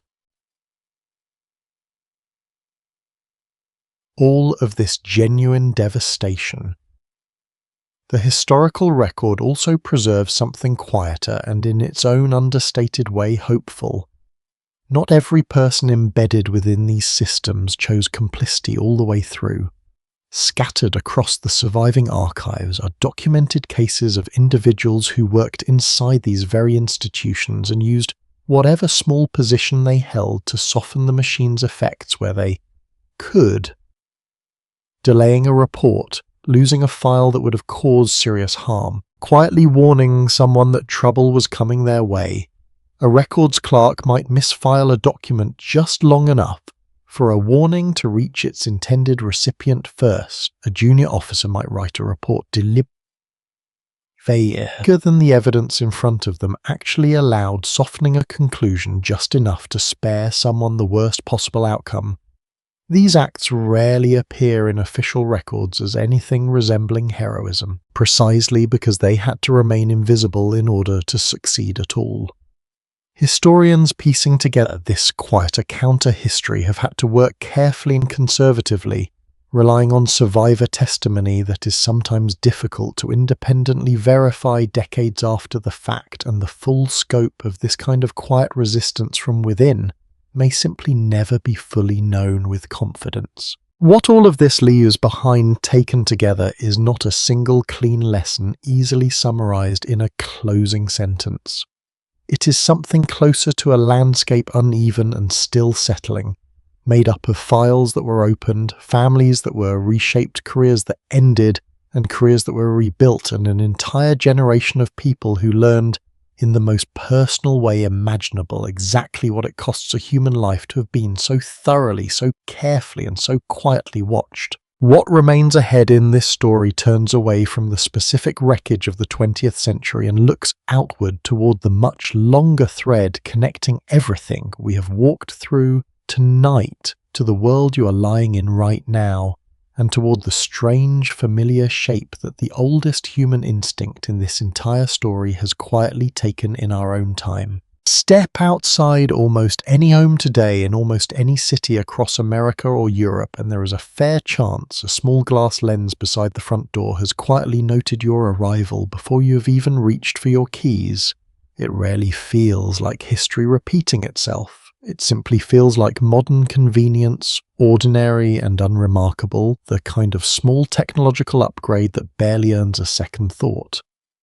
And yet if you trace the thread carefully enough, that little camera beside the door connects backward in a fairly direct line to something we sat with much earlier tonight in a small medieval village where a neighbour's attentive eye once served exactly the same purpose. Doorbell cameras marketed under names like Ring have, in a relatively short span of years, quietly rebuilt something resembling the old village watch, this time running through a smartphone app, rather than a shared well or a village green. Any of these systems include a companion application that allows users to share footage not only with their own household, but with an entire neighborhood network of other users nearby, posting clips of unfamiliar cars, late-night visitors, or anything else that struck a resident as worth flagging for collective attention. Some law enforcement agencies in various countries have partnered directly with these companies, gaining streamlined access to footage from participating households when investigating local incidents. Researchers studying the actual crime prevention value of these networks have reached mixed conclusions, with some studies finding modest measurable benefits in certain neighborhoods, and others finding little meaningful reduction in crime at all, suggesting that whatever these systems are genuinely accomplishing, it may have less to do with crime statistics than with something closer to the reassurance and the mutual watchfulness that the old village once offered its own residents. Privacy researchers have pointed out with a certain dry irony that this arrangement recreates almost precisely the informal surveillance network we explored in a much older village, mutual watching, shared suspicion and information passed collectively toward whatever authority happened to be listening, except now the neighbors exchanging notes about a stranger's parked car might live streets apart and never actually meet in person at all. This same instinct has scaled far beyond individual doorsteps into the public streets themselves. Cities, including London, have for decades now operated among the highest concentrations of public and private closed-circuit cameras anywhere in the world. So dense in certain areas that an ordinary resident going about a typical day might pass in front of several hundred separate lenses without ever consciously noticing a single one. The precise figures cited for how many cameras actually operate across a city like this vary considerably, depending on who is counting and what exactly gets included in the count, and researchers studying urban surveillance have generally treated the more dramatic headline numbers with a degree of caution. What is not seriously disputed is the underlying direction of the trend, a public landscape increasingly documented frame by frame by devices that no single medieval king, however ambitious his survey, could ever have dreamed of deploying across his own kingdom. The comparison runs deeper than doorbells, and it runs in certain respects in a genuinely unexpected direction, where the black chambers of early modern Europe steamed open a handful of letters at considerable institutional effort, and where the Stasi maintained an enormous staff working for decades to accumulate a comparatively modest archive of personal detail. Ordinary people today routinely hand over comparable and in many cases far more comprehensive information about themselves voluntarily in exchange for services they use every single day. A modern fitness tracker worn on the wrist can record heart rate, sleep patterns, location, and daily movement with the level of granular detail that would have struck even the most ambitious 18th century census official as something close to fantasy. Search engines and social media platforms maintain records of interests, relationships, and daily habits that dwarf in raw volume the surviving paper archive of any 20th century surveillance state accumulated not through coercion or fear, but through terms of service most users never read closely enough to fully understand what they were agreeing to. Scholars studying this shift, including the researcher Shoshana Zuboff, who has written extensively on what she terms surveillance capitalism, have argued that this represents something genuinely new in the long history we have traced tonight, a form of watching that operates primarily through consent rather than coercion, however thin and however poorly understood that consent often turns out to be in practice. Other scholars have pushed back against the idea that this makes the modern version fundamentally different in kind rather than simply in method, arguing that the underlying human vulnerability, the willingness to trade a measure of privacy for convenience, safety, or simple belonging, is the very same vulnerability that made village gossip, royal court ritual, and totalitarian informant networks all effective in their own very different centuries. This particular disagreement remains genuinely unresolved among people who study the subject closely, and it is worth sitting with rather than rushing past, because it touches something that matters considerably beyond academic debate. A quieter, less visible industry has also grown up around this same instinct, one with a fairly direct historical ancestor we already met earlier tonight. Data brokerage companies now routinely compile detailed personal profiles, purchase histories, location patterns, inferred interests, and household details drawn from dozens or even hundreds of separate sources, and then sell access to that compiled profile to other businesses, all without most of the people described in those profiles ever being directly aware the transaction occurred. It is not an exact match for the cabinet noir clerk steaming open-sealed letters in 17th century France, but the underlying function is genuinely similar, a quiet, professional, largely invisible industry built entirely around the systematic collection and resale of information people had every reason to assume was staying private. There is a hidden contradiction worth naming directly here, one that becomes clearer the longer you sit with this entire history side by side. For most of the story we have walked through tonight watching was something done to people often against their will, often by neighbours, courts or governments they had little power to resist. The final turn in this story is stranger than that, and in some ways harder to fully account for. A significant portion of modern surveillance is not imposed on people at all. It is chosen actively and sometimes even celebrated. Millions of people today voluntarily broadcast details of their daily lives online that a medieval villager living with far less choice in the matter would likely never have shared, even under considerable social pressure. A private meal, a passing mood, the interior of a bedroom offered up willingly to an audience of complete strangers. Is it fair or even accurate to call this the same instinct that once filled Stasi archives and Manor court records simply because the underlying behaviour being watched, being known, resembles something we have already traced across 1,000 years of history?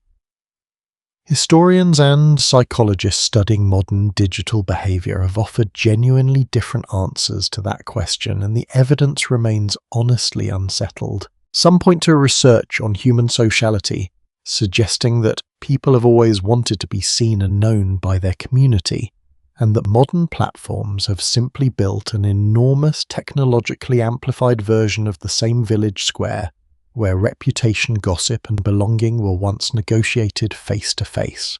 Others argue that something meaningfully different is happening now that the scale, permanence, and commercial exploitation of this modern visibility bears only a surface resemblance to anything a medieval villager or an 18th century letter writer ever experienced, since nothing in earlier history combined this same reach with this same permanence, a private moment shared once online, capable of resurfacing unaltered decades later in a way no spoken village rumour ever truly could. What does seem to connect every chapter of their story, gently but unmistakably, as a single underlying pattern that has never really changed, however dramatically its outward form has shifted across the centuries. Human beings appear to want two things simultaneously, and those two things have never sat entirely comfortably together. We want to be known, understood, seen clearly enough by the people around us that we are not left entirely alone with whatever we are carrying. And we want, at the very same time, some small portion of ourselves held back, protected, kept from every eye, however trusted that eye might otherwise be. For nearly the whole of human history, as we have traced together tonight, circumstance made that second want almost impossible to satisfy at all. Only recently, and only briefly in the long arc of everything we have covered, did privacy become something widely available enough to actually choose. And now, in a turn that would likely have genuinely confused the residents of that thin-walled medieval village, we began with many people living amid the most privacy this species has ever known are choosing deliberately and often quite happily to give a considerable portion of it away again. What waits at the very end of this long story tonight is not another institution, another archive, or another century of surveillance to walk through. It is something quieter and closer to home. A final turn back toward the single ordinary human question that every version of this history, from the Longhouse to the Stasi file to the glowing screen on your bedside table, has really been circling all along. There is a particular kind of stillness that settles over a long story once it has finally walked all the way to its end, and we have very nearly reached it now. Before we do, it is worth turning back just once more to where this all began, because the woman we met in the very first minutes of tonight's story has been quietly waiting there the entire time, and she deserves to be the one who closes it. Beatrice de Planisols lived, as we heard, in a house with walls too thin to keep anything truly her own. Her private conversations were overheard, her private grief was witnessed. Her private failures by the standards of her own church and her own century were eventually spoken aloud to a churchman conducting an inquiry into an entire village and written down word for word in careful Latin, in a register that has survived largely intact for 700 years. Historians studying medieval life still return to that register today because it remains one of the most complete surviving records of an ordinary person's inner life from anywhere in that period of history. Beatrice's fear, her love, her doubt, her small daily habits, all of it exists now in far more detail than almost anyone else who lived beside her, precisely because her privacy was taken from her so thoroughly that there was in the end almost nothing left for history to guess at. Sit with that for a moment, because it is a strange kind of gift wrapped inside a genuine loss. The very thing that made Beatrice's life so exposed, so uncomfortably visible to her neighbours, and eventually to a churchman with a quill, is the same thing that lets her voice reach all the way to you tonight, lying in the dark 8 centuries later. Most of the people who lived quietly and privately beside her left almost nothing behind at all. Their inner lives simply closed with them, unrecorded, unremembered, gone the moment their breathing stopped. Beatrice watched as thoroughly as she was somehow did not. That is the quiet, uncomfortable thread running underneath everything we have walked through together tonight. Watching cost people almost everything across every century. We have visited the closeness of the longhouse, the gossip of the medieval village, the crowded bedchamber at Versailles, the informer's quiet reports slipped beneath a door in East Berlin. And yet watching in its own strange and often terrible way also preserved things that would otherwise have simply vanished, unremembered into the ordinary silence that swallows most human lives eventually. The Domesday Book remembers ordinary farmers whose own descendants forgot their names centuries ago. The Stasi files, however painful to read, remember the exact shape of friendships and marriages that would otherwise exist now only as vague, fading impressions in the minds of people who are themselves growing older every year. Even the puzzle women in that quiet German workshop, piecing torn paper back together one fragment at a time, are not simply reconstructing evidence of a crime. They are in their own patient and unglamorous way restoring memory itself, one scrap at a time, to people who might otherwise have lost the clearest record of their own lives forever. Think for a moment of everyone we have walked beside tonight standing together in one long, unlikely line. The family in the Neolithic longhouse sleeping within arm's reach of a dozen relatives who were also in their own way keeping watch. The villager brought before a manor court for gossip that turned out eventually to matter more than anyone expected. Louis XIV dressed each morning by a room full of witnesses because a kingdom needed proof every single day that its heart was still beating. Michel de Montaigne climbing the narrow stairs of his tower simply to be for a few private hours entirely his own. A clerk in an East German office quietly deciding not to file a report that would have ruined a stranger's life. Each of them wanted something slightly different from privacy, or from the lack of it, and yet each of them was reaching for the very same underlying thing, some workable balance between being known and being safe, a balance almost none of them ever fully achieved. Power across this same long story turned out to be far more fragile than it ever wanted anyone to notice. Kings who insisted on being watched every waking moment did so, because a throne left even briefly unseen felt to the people guarding it dangerously close to collapse. Surveillance states that built archives spanning entire kilometers of shelving still fell in the end within a matter of weeks, their carefully accumulated knowledge no match at all for the simple, ungovernable fact that enough ordinary people had finally decided they had had enough. Nothing in this story, however total it appeared at its height, turned out to be permanent.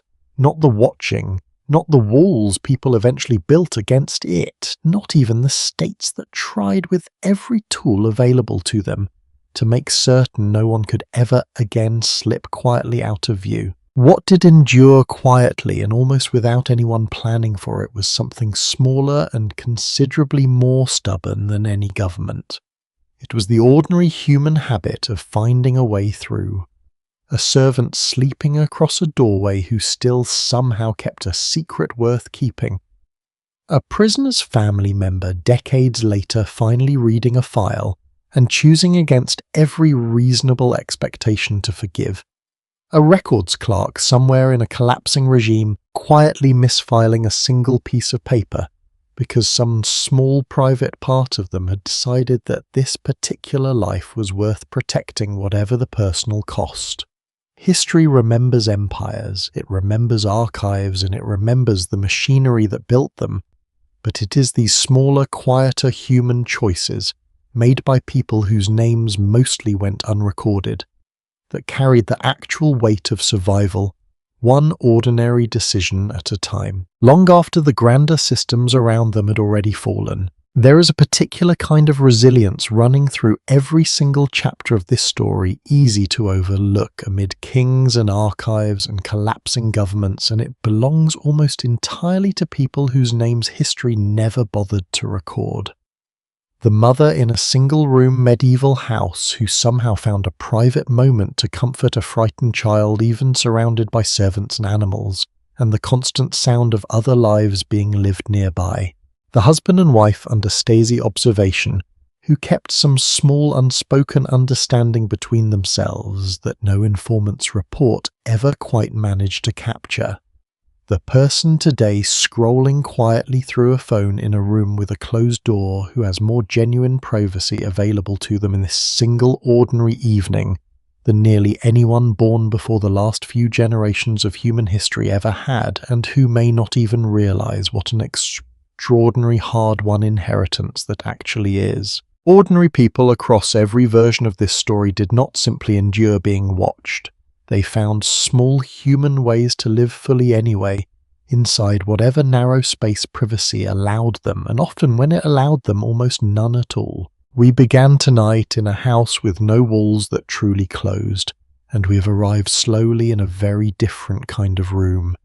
Yours, most likely right now, a door that shuts completely, a window with a curtain, darkness that belongs to no one but you. It took the better part of human history to build that simple privilege. Most of the people who lived before you never had it at all. They lived pressed close together, seen and heard by everyone around them, their joys and their failures known long before they had any real choice in the matter. And still they loved. Still they raised children and mourned the ones they lost and found small moments of tenderness in rooms crowded with other people's eyes. Privacy was not what made those lives meaningful. It never really is. It is simply what allows a life, once it has been fully lived, a little room afterward to rest. Somewhere tonight in an archive you will never visit, a page still waits to be read, a name once spoken only in whispers, still waits to be remembered by someone who never knew the person it belonged to.